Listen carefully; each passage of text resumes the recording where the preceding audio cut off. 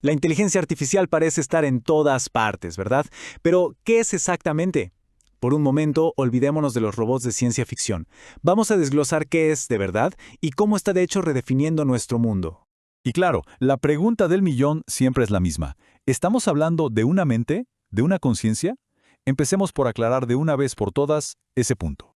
La respuesta es un no, así, rotundo. La IA no funciona con certezas, sino con probabilidades.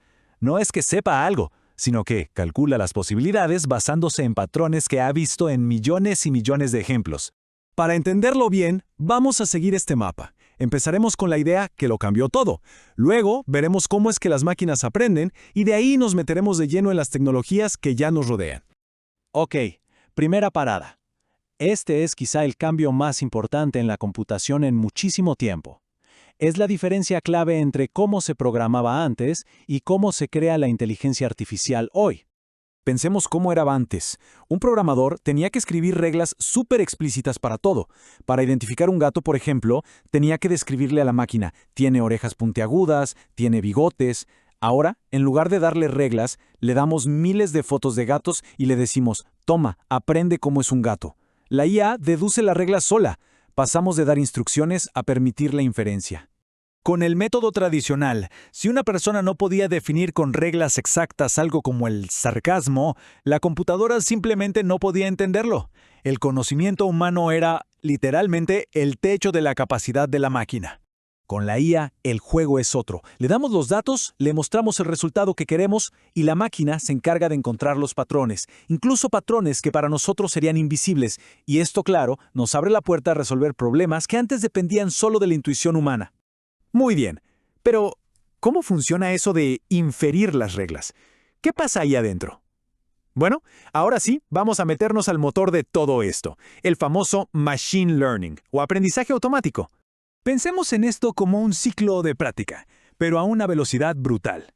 La máquina intenta algo, hace una predicción. Luego, compara su resultado con la respuesta correcta y mide qué tan mal le fue.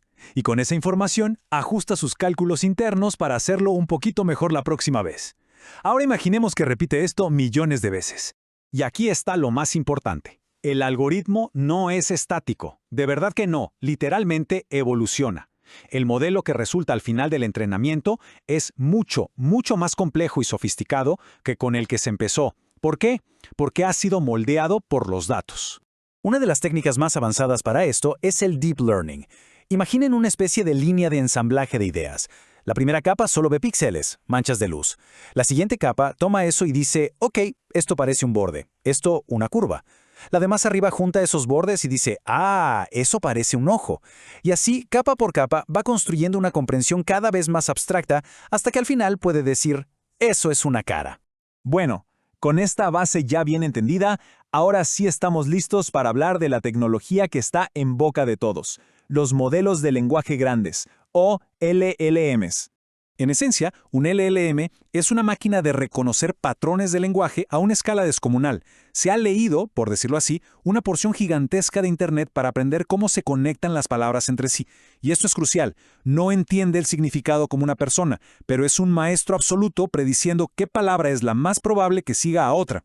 Para entender cómo piensa, veamos este ejemplo súper simple. Le damos la frase, el profesor entra en el modelo no se imagina la escena. Lo que hace es un cálculo frío, puramente estadístico. Y en su mente matemática, la palabra aula aparece con un 90% de probabilidad. ¿Por qué? Simplemente porque en los miles de millones de textos que ha analizado, esa es la palabra que con más frecuencia sigue a esa secuencia exacta. Pero el lenguaje es mucho más complejo, y aquí es donde entra la verdadera magia, una tecnología que se llama atención. En lugar de solo mirar la palabra anterior, el modelo puede prestarle atención a todas las palabras de la frase al mismo tiempo para captar el contexto completo. Así es como logra entender las relaciones y el significado real de lo que está procesando. Muy bien, ya tenemos este motor de lenguaje que es increíblemente potente. Ahora, ¿qué pasa si a ese motor le damos la capacidad no solo de hablar, sino de hacer cosas? Pues esa es la siguiente gran frontera, los agentes de IA. La diferencia es sutil, pero gigantesca. Un LLM es reactivo. Se le hace una pregunta, da una respuesta, y ahí termina. En cambio, un agente es proactivo. Se le da un objetivo y él, por su cuenta, puede decidir qué herramientas usar, como buscar en la web, mandar un correo, para cumplir con esa meta de forma autónoma. Miremos este flujo de trabajo. A la gente se le da una meta, ayudar a un estudiante a mejorar. Entonces empieza a razonar. Primero analiza los resultados, después identifica el problema, las fracciones. Luego decide que la mejor herramienta para eso es un video. Y finalmente ejecuta la acción, manda el correo. Toda esta cadena de pensamiento la realiza por sí mismo para lograr el objetivo. Perfecto, ya entendimos el cómo y el por qué.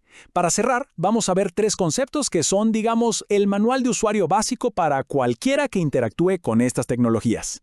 Primero, las alucinaciones. Mucho cuidado con esto. Es cuando la IA genera una respuesta que suena perfecta, súper convincente, pero es totalmente falsa, inventada.